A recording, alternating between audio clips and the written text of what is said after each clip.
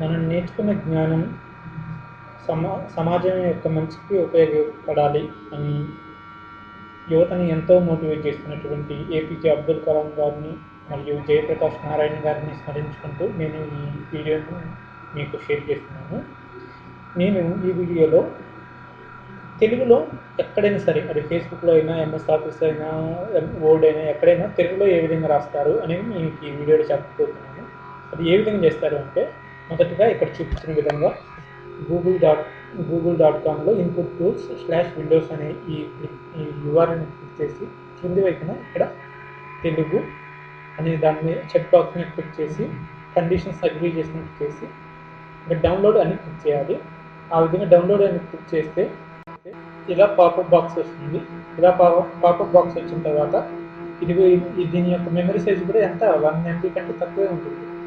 Save file అని ఇలా save file click చేస్తే డౌన్లోడ్ అయిపోతుంది.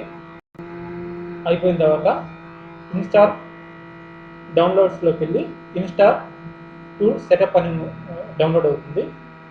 దీన్ని ఇన్స్టాల్ చేస్తే 2 సార్లు క్లిక్ చేస్తే ఆటోమేటిక్గా ఇన్స్టాల్ అవుతుంది. తర్వాత రన్ అని ఇక్కడ ఈ బటన్ క్లిక్ చేస్తే ఆ సాఫ్ట్వేర్ ఇన్స్టాల్ అవుతూ ఉంటుంది. ఇప్పుడు ఇన్స్టాల్ అవుతూ ఉంది, అందుకే ఇక్కడ ఇన్స్టాల్ అని చూపిస్తూ ఉంది. చివరిగా ఇలా ఇన్స్టాలేషన్ కంప్లీట్ అని వస్తుంది. తర్వాత ఇక్కడ క్లోజ్ అని కొడితే సరిపోతుంది.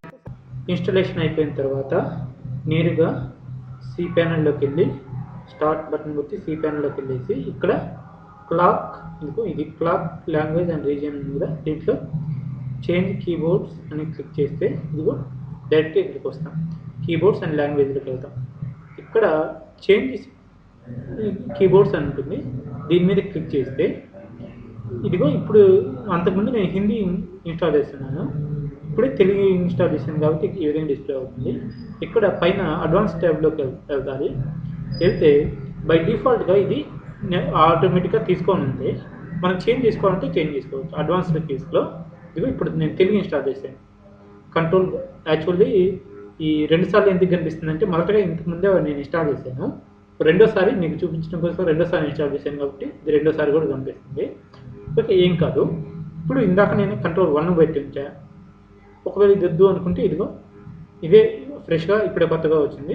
చేంజ్ కీ సీక్వెన్స్ అని దీని మీద క్లిక్ చేసి చేంజ్ కీ సీక్వెన్స్ పెడితే enable key sequence control shift అని మనకు గుర్తుపెట్టుకోవడానికి ఇది ఏంటి అంటే, ఇప్పుడు కొండ గుర్తులాగా కంట్రోల్ ఇక్కడ పెట్టుకొని ఇక్కడ కీ ఉంది, కంట్రోల్+4 అని నొక్కామనుకో తెలుగు ఎనేబుల్ అవుతుంది.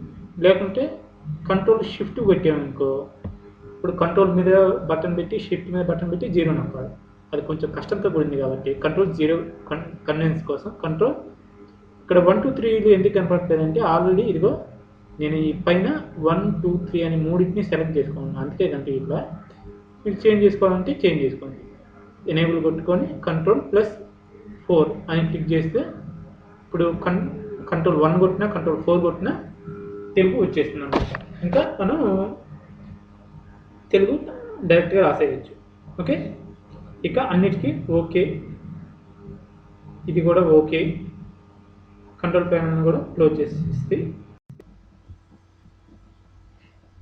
ఇక తెలుగు మనకు కావాల్సిన అప్లికేషన్స్లో తెలుగులో ఎట్లా రాయాలి అంటే, ఫర్ ఎగ్జాంపుల్ ఇది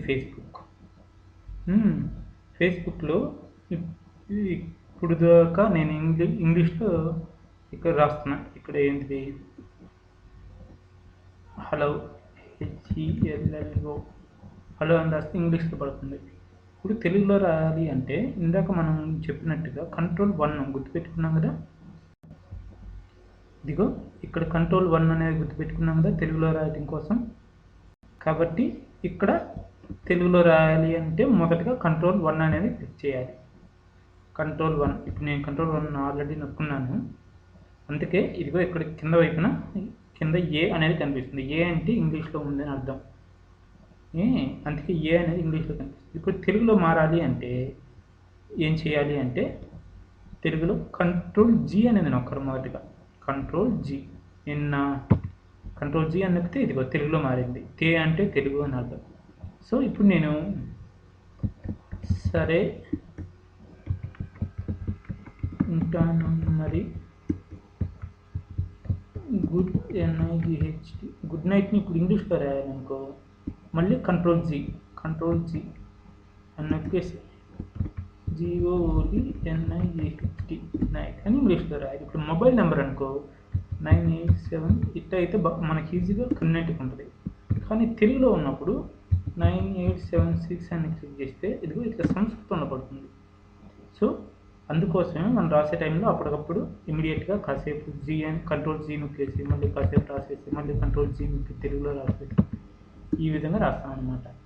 సో ఇకపైన మీరు ఎప్పుడైనా ఎక్కడైనా ఏ అప్లికేషన్స్లో అయినా సరే మీరు తెలుగులో రాసేయచ్చు. ఐ హోప్ మీకు అర్థమైంది అనుకుంటాను. మీకు ఈ వీడియో నచ్చితే 10 మందికి షేర్ చేయండి. మీకు ఏదైనా డౌట్ ఉంటే కింద కామెంట్ రూపంలో రాయండి.